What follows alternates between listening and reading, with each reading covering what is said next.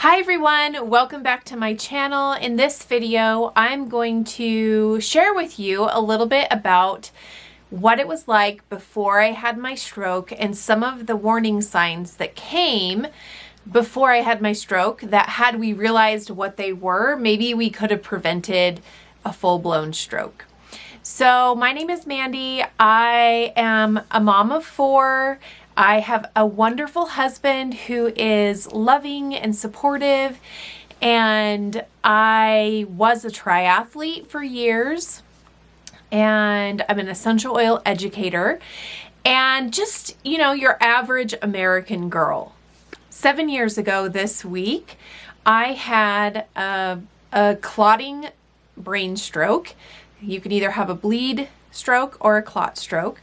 I have a blood clotting disorder called factor V Leiden. Now, most people who have that, it's a genetic disorder that's passed down, will have one chromosome that is that disorder.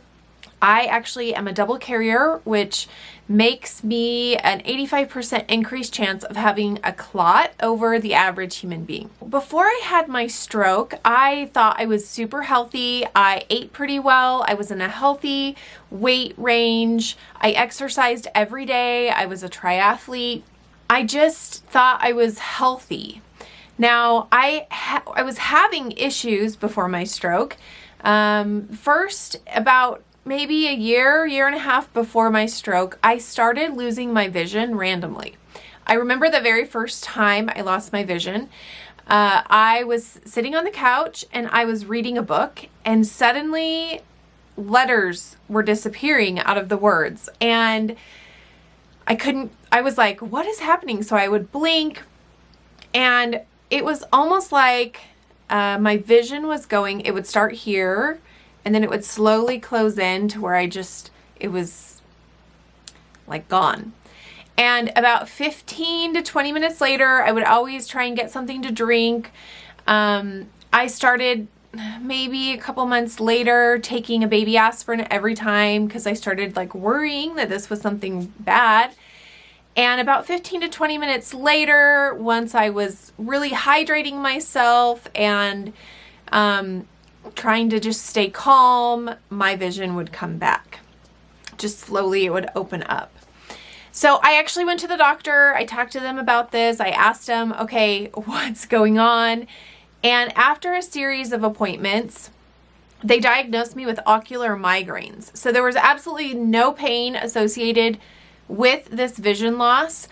But that's what they finally, after a number of appointments, said, you know what, it's probably just ocular migraines, don't worry about it. Now, at the time, I knew I had a blood clotting disorder called factor V Leiden, and so I would ask the doctors, multiple, like everyone that I'd go to, if I was maybe having TIAs, which are mini strokes, and usually TIAs build up to a full-blown stroke.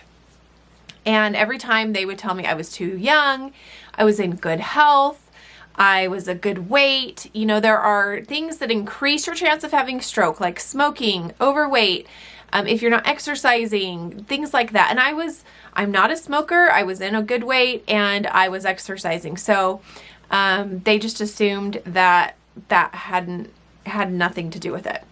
The other thing that was really weird, and I cannot explain this one, was I was freezing cold all the time. Not just some of the time, all the time. So like my feet were freezing, my hands were freezing, I would shiver. Even in like an 80 degrees room, I was cold. And I asked my doctor about that, and they tested my thyroid. My thyroid was fine. So let's back up to the vision loss. So my vision, I started losing it, and at first it was like every month-ish, and then it was like every week, until it got to a point where it was every day, and then it was multiple times a day. And so like if I was driving, I mean, the good news is it would come on. And so if I was driving, I would pull over, I would sit in a parking lot, I would call my husband and tell him I'm having a hard time with my vision right now, and so I'll be 20 minutes late, 30 minutes late, however long it would take. So that slowly like got worse and worse and worse till I was having multiple episodes of losing my vision daily. I was cold all the time. That wasn't like come and go. And I felt really tired, like, which I actually just thought that was because I'm a mom of 4. So I had 4 kids in about 6 years. And so all my kids go through the same phases at the same time. So my kids were young and I was struggling to like get good sleep. And so I just thought, you know what? That's probably why I'm tired all the time, but I just felt sluggish. The next thing is I started about maybe 2 or 3 months before my stroke, I started getting really bad vertigo. So I had taken my son, he was in 6th grade, to Knott's Berry Farm. We were having like a mom-son date, and I got on the first ride, and I've never been car sick before. I've never had any of that kind of issues with balance and things. And I literally got off the ride. I wasn't sure I was going to be able to walk. I felt like I was going to throw up. I haven't thrown up since I was like 5. And so I was just like, oh my gosh. So I went back to my doctor. We actually left early because I couldn't hardly walk. I went to my doctor the next day, and that's when the final diagnosis came before my stroke. So basically, I had been in a number of times asking him to help me with some of these issues. And he, that last time, said, you know what?